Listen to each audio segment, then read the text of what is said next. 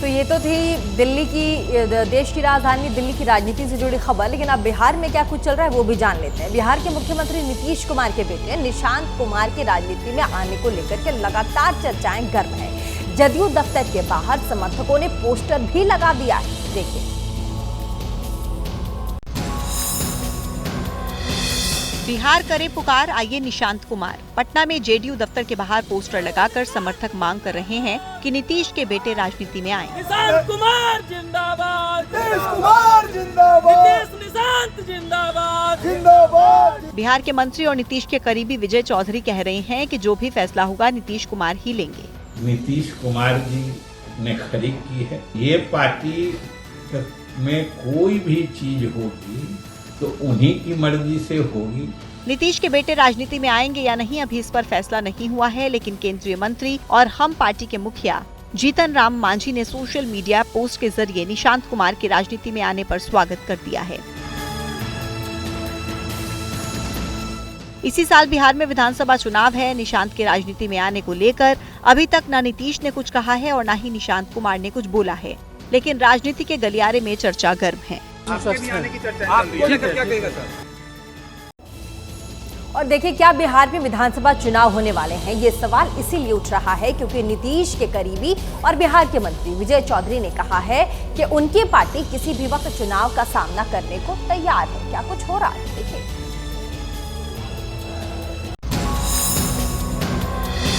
बिहार में हर पार्टी चुनावी मोड में है। नीतीश कुमार प्रगति यात्रा के जरिए जनता से सीधा संवाद करने में लगे हैं। तेजस्वी का कार्यकर्ता संवाद कार्यक्रम भी 2 दिन पहले खत्म हुआ है। हर पार्टी चुनाव में जीत का दावा कर रही है। इस बीच नीतीश के करीबी मंत्री के बयान से जल्द चुनाव की आहट सुनाई दे रही है। किसी भी समय चुनाव का सामना करने को हम लोग तैयार हैं। बिहार में एनडीए की सभी पार्टियां नीतीश कुमार के नेतृत्व में किसी भी समय तैयार है। क्या बिहार में जल्द चुनाव होंगे? जब ये सवाल तेजस्वी यादव से पूछा गया तो उन्होंने चुनाव आयोग पर ही हमला बोल दिया। जब लोग चाहें तब करा सकते हैं। इलेक्शन कमीशन तो आपको पता ही है, लोकतंत्र का और संविधान का कैंसर के रूप में काम कर रहा है। चेयर लीडर जो होता है ना बीजेपी का, वो है इलेक्शन कमीशन। जल्द चुनाव कराए जाने की चर्चा के बीच पीएम मोदी कल बिहार का दौरा करने वाले हैं। बिहार में विधानसभा का कार्यकाल 22 नवंबर तक है। और गृह मंत्री अमित शाह ने उद्धव ठाकरे की शिवसेना और शरद पवार की एनसीपी पर जबरदस्त प्रहार किया है। अमित शाह ने पुणे में कहा कि चुनाव नतीजों से साफ हो गया है कि कौन असली है और कौन नकली है। महाराष्ट्र दौरे के दौरान गृह मंत्री अमित शाह विरोधियों पर जमकर बरसे। महाराष्ट्र में नवंबर में हुए विधानसभा चुनाव में सबसे बड़ा मुद्दा असली नकली का था, क्योंकि शिवसेना और एनसीपी में टूट के बाद पहला विधानसभा चुनाव हुआ जिसमें जीत उस धड़े की हुई जो बीजेपी के साथ था। कौन सी शिवसेना असली है, कौन सी नकली है, इसका भी निर्णय महाराष्ट्र की जनता ने कर दिया। और कौन सी एनसीपी असली है और कौन सी नकली है, महाराष्ट्र की जनता ने कर दिया है। प्रधानमंत्री आवास योजना के लाभार्थियों को प्रमाण पत्र वितरण के कार्यक्रम में अमित शाह ने विपक्ष के नेता राहुल गांधी पर भी हमला बोला। अमित शाह ने कहा कि 2029 तक प्रधानमंत्री आवास योजना में 5 करोड़ घर बनाए जाएंगे। महाराष्ट्र में 20 लाख परिवारों के घर का सपना पूरा हुआ है। मुझे राहुल गांधी जी याद आ गए, जब मोदी जी आप सबको जनधन अकाउंट दे रहे थे। राहुल बाबा कह रहे थे अकाउंट तो दोगे, अकाउंट में ट्रांसफर क्या करोगे। और इधर कृषि मंत्री शिवराज सिंह चौहान को टूटी हुई सीट पर हवाई सफर करना पड़ गया। शिवराज ने भोपाल से दिल्ली आने के लिए एयर इंडिया की फ्लाइट बुक की थी, जिसका खुलासा उन्होंने सोशल मीडिया हैंडल एक्स पर किया है। मामला सामने आने के बाद कांग्रेस ने शिवराज और उनकी सरकार पर जमकर तंज कसा है। क्या कुछ हुआ है, ये विवाद क्या है, देखिए।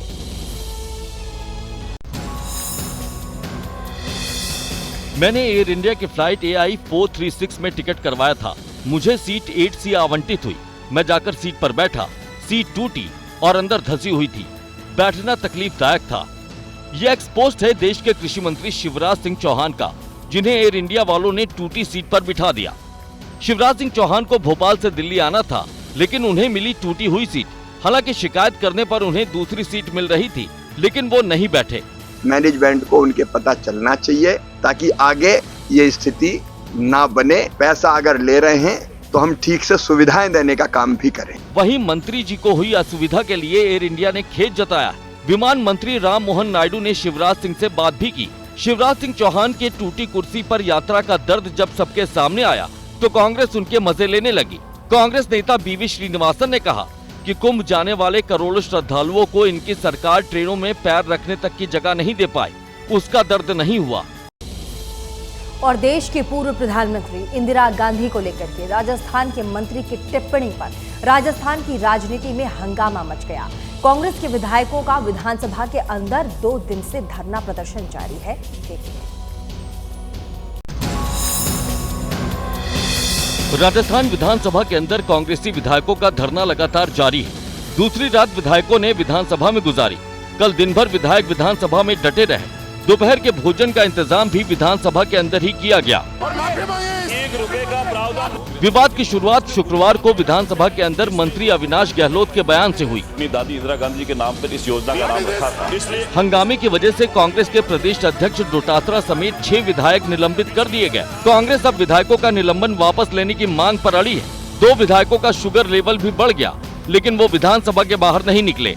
हम लोग बैठे सोमवार, मंगलवार, बुधवार, बीच में 26 को शिवरात्रि भी है, शंकर भगवान को यहीं जल चढ़ाएंगे, अंदर मंदिर भी है। कांग्रेस मंत्री से माफी की मांग कर रही है, लेकिन बीजेपी का कहना है कि मंत्री ने कुछ भी गलत नहीं कहा। वो बहाना ढूंढ रहे थे और झूठा बहाना पकड़ करके अध्यक्ष के आसन की ओर बढ़े, स्पीकर के डायस की तरफ बढ़ गए और ठेठ उनके ऊपर चढ़ करके उनको पकड़ने की स्थिति तक पहुंच गए।